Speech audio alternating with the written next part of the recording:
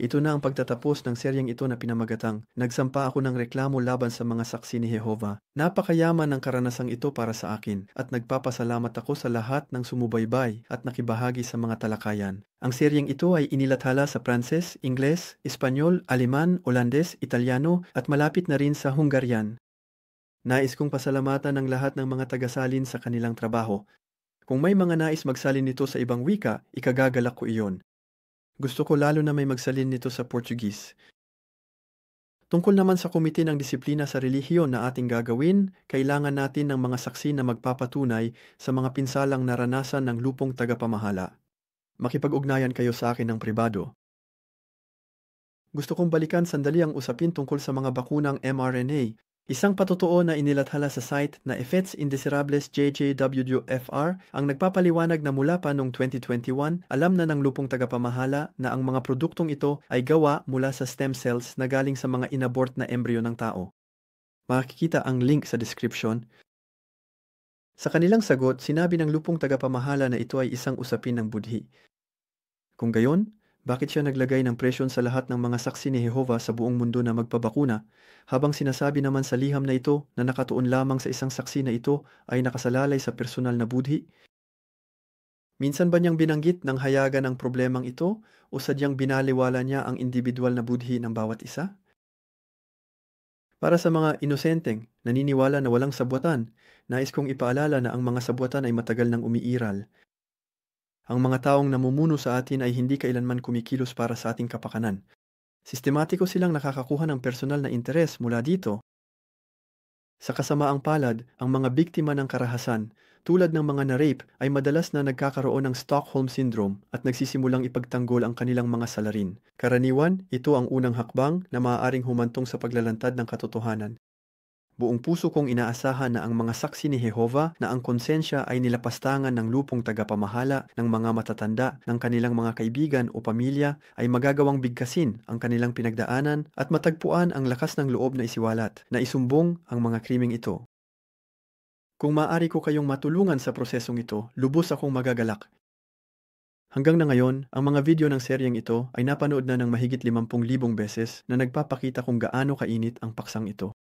Kaya kapag naririnig ko ang ilan na nagsasabing tapos na ang isyong ito at dapat na tayong mag-move on, gusto ko silang sabihan ng ganito. Parang sinasabi nilang pwede na lang kalimutan ang Holocaust noong ikalawang digmaang pandaigdig o parang pwede na lang limutin ang genocide sa Rwanda o lahat ng iba pang mga massacre na naganap. Sa totoo lang, madalas ang mga nagsasabi ng ganitong bagay ay dahil nakakaramdam sila ng guilt na sinuportahan nila ang mga totalitarian at kriminal na organisasyon. Noong panahon na yon, tuwang-tuwa sila na may pagkakataon silang idiskrimina ang isang grupo ng tao, ang mga hindi nabakunahan, na naging perpektong panakip-butas. Pero hindi ganon, hindi kailanman mabubura ang kasaysayang ito. Mananatili itong nakaukit sa kamalayan ng lahat. May tungkulin ang mga biktima na alalahanin ito habang ang mga responsable at ang kanilang mga kasabwat ay may tungkulin namang magsisi.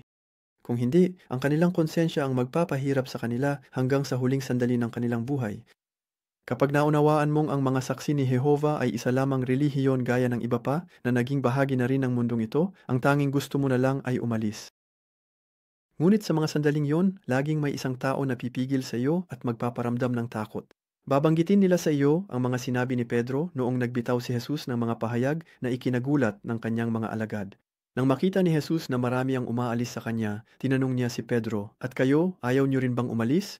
Sumagot si Pedro, "Panginoon, kanino pa po kami pupunta? Nasa inyo ang mga salita ng buhay na walang hanggan. Kami po ay naniwala at alam naming kayo ang banal ng Diyos." At dito, sasabihin nila sa iyo, "Kita mo, kahit hindi mo maintindihan ang lahat, manatili ka, tularan mo si Pedro." Ang kaibahan lang, si Pedro ay nanatiling tapat kay Jesus at hindi sa isang relihiyong pumapatay sa sarili nitong mga propeta. Kaya noong nagpasya akong hindi nasuportahan ang aking relihiyon, sinabi ko sa sarili ko na ako ay Kristiyano, kaya't nakatali ako kay Jesus. Dahil simula pa noong 2017 ay sinimulan ko na ang pag-digitize ng Bible Crampon ng 1904, isang bersyon na umiiral lamang sa papel at tanging ito lang ang Pranses na Biblia na madalas gumamit ng pangalang Jehova. Kinopya ko ang mga ebanghelyo habang isinantabi ang lahat ng dati kong natutunan. Sinubukan kong magkaroon ng pananaw na kasing neutral hanggat maaari. Nagsimula ako sa Ebanghelyo ni Juan, ang pinaka-espiritual, at doon naging malinaw ang lahat. Naintindihan ko na dumating si Jesus upang gisingin tayo at iparamdam sa atin na ang lahat ng relihiyon o organisasyong pantao ay isang uri ng kudeta, isang pagtatangkang angkinin ang mga kaluluwa upang hadlangan silang makalapit sa tunay na espiritualidad. Naintindihan ko na higit sa lahat, kailangan nating pakinggan ang ating konsensya at patahimikin ang ating isipan. Ang isipan ay may tendensyang paulit-ulit na umikot at bumuo ng mga lohikal na pangangatwiran. Ngunit ang isang lohikal na pangangatwiran ay maaaring magtulak sa atin na magpasok sa ating katawan ng isang mapaminsalang bagay. Sa kabilang banda, kung pakikinggan natin ang ating konsensya, hindi tayo kailanman nito dadalhin sa pananakit sa sarili, lalo na sa paglapit sa kamatayan.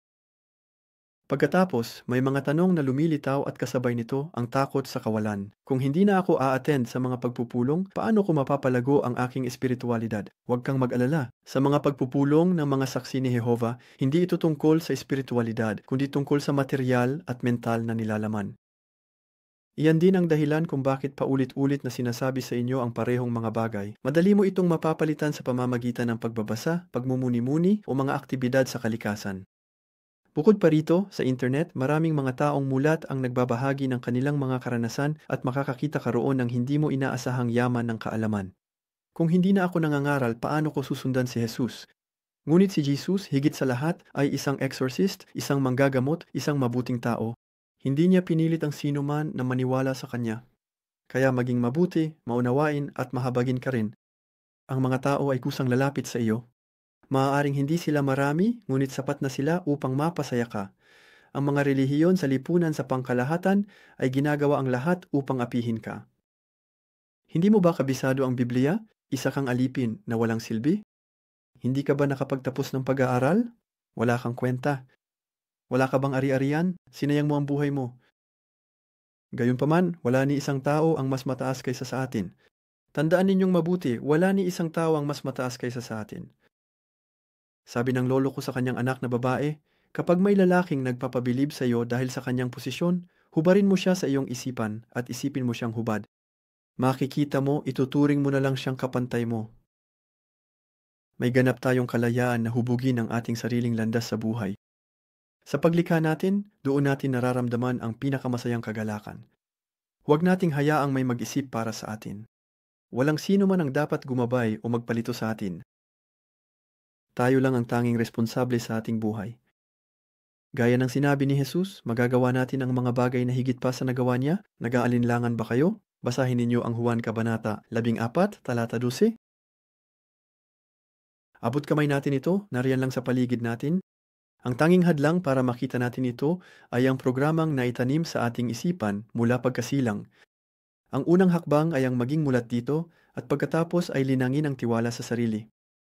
Upang makamit ang tiwalang ito, subukan natin at obserbahan kung saan tayo dadalhin ito. Damangin natin ang mga bagay sa halip na suriin lamang ang mga ito. Kapag nagtitiwala tayo sa ating nararamdaman, hindi tayo nagkakamali. Halimbawa, gusto mong malaman kung mahangin ba sa labas. Titingnan mo ang iyong telepono, titingnan mo ang lagay ng panahon. Sinasabi ng ulat na mahangin. Pero maaaring lumabas ka at wala namang hangin. Ngunit kung magtitiwala ka sa iyong nararamdaman, lalabas ka, titingin, mararamdaman mo, at mahangin nga. At dito, hindi ka nagkakamali. Kaya huwag kang matakot. Lumikha ka, mag-imbento, kumilos ka. Paalisin mo ang takot at magiging kapana-panabik ang buhay. Maraming mga video ang lumalabas sa YouTube, mga patotoo, mga panayam ng dating mga saksi ni Jehovah. Sana mas dumami pa ang mga ito. Gawin mo rin ang sarili mong video. Ang kalayaan sa pag-iisip ay kaakibat ng kalayaan sa pagpapahayag at pagpuna. At ngayon, umaasa akong makakakita ng mas maraming video ng mga saksi ni Jehovah, tulad ko, na may tapang na magsalita ng kanilang saloobin ng hayagan. Ibinigay ko na sa inyo ang mga teknikal na paraan para gawin ito. Tinutukoy ko ang tungkol sa kahilingan ng pagtanggal ng datos. Kaya sige, gawin mo na.